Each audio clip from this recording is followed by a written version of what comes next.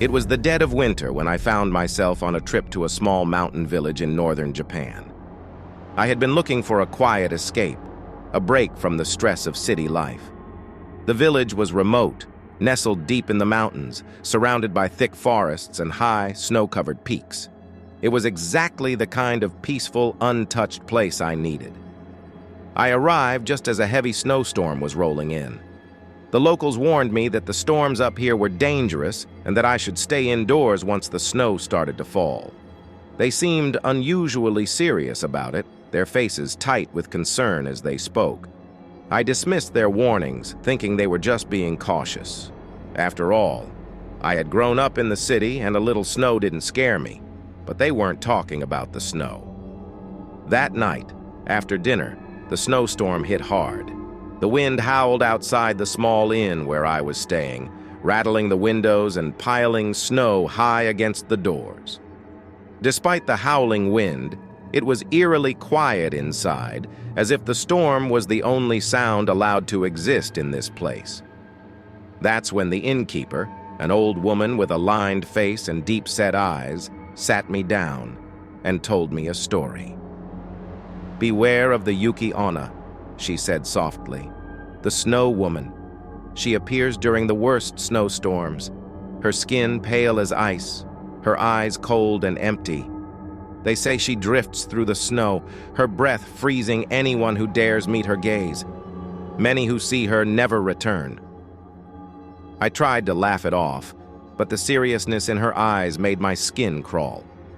She gave me one last warning before retreating to her room. "Don't go outside tonight." I lay in bed that night, the storm raging outside, her words echoing in my mind. Yuki-onna, the snow woman. I had heard of her before, in old folk tales, but I never believed such things could be real. Still, there was something unsettling about the storm, about the way the wind sounded like it was whispering just outside my window. Unable to sleep, I got out of bed and looked outside. The world was buried in white. The snow swirled violently, illuminated by the faint glow of the street lamps that barely cut through the storm. My breath fogged up the glass, and just as I was about to turn away, I saw something or someone moving outside. A figure barely visible through the snow, walking slowly toward the forest at the edge of the village.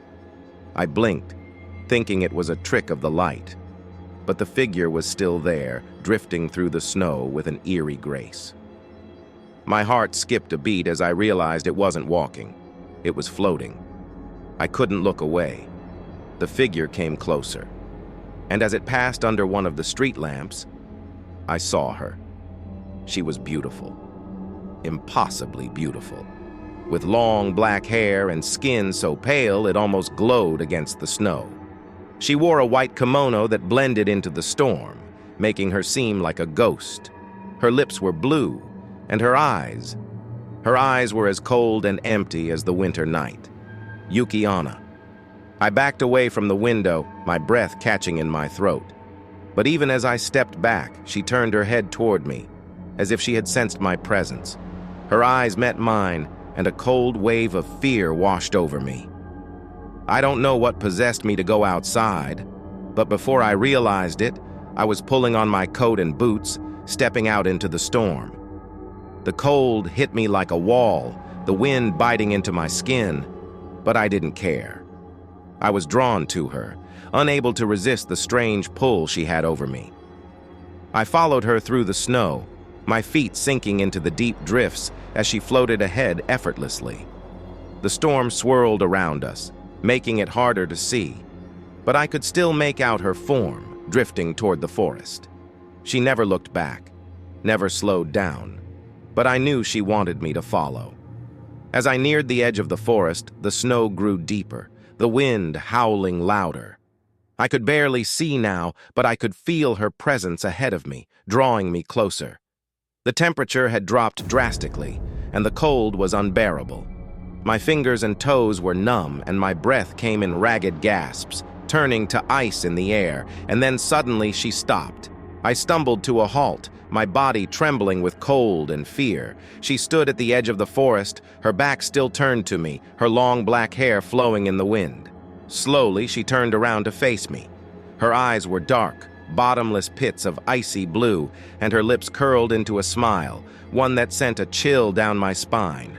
It wasn't a smile of warmth or welcome. It was the smile of death. "Are you cold?" she whispered, her voice like the wind itself. "I can help you. Rest." I wanted to run, to scream, but I couldn't move. The cold had frozen me in place, my legs like lead, my lungs burning with each icy breath. She reached out her hand, her fingers long and thin, her skin glistening like frost. "Come closer," she whispered, her voice dripping with sweet, deadly promise. "I'll keep you warm forever." I felt my body moving toward her, drawn in by her voice, by the overwhelming need to escape the cold. But as her fingers brushed my skin, a searing pain shot through me. It was like being burned by ice, a cold so intense it felt like fire. Just as I felt my consciousness slipping away, a voice rang out through the storm. "Stop!"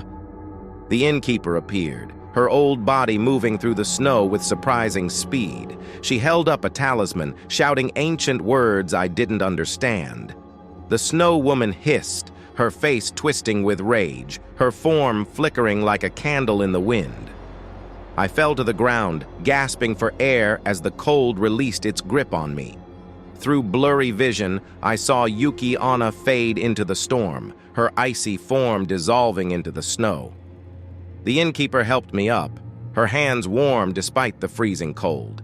She didn't say a word as she guided me back to the inn, but I could feel the weight of what had just happened pressing down on us. Once inside, she lit a fire and handed me a cup of hot tea. Her eyes were solemn, her face lined with worry. "You're lucky," she said softly. "Not many escape her once she sets her eyes on them." I shivered, still feeling the cold deep in my bones. What was she?" "Yuki-onna," the innkeeper replied, her voice heavy with sadness. "The snow woman. She preys on those who wander into the storm. If I hadn't found you, she would have taken you, just like she has taken so many others." I stayed in the village for a few more days, but I never ventured outside after dark again. The snowstorm eventually passed, and I left the mountains, grateful to have escaped the clutches of Yuki-onna.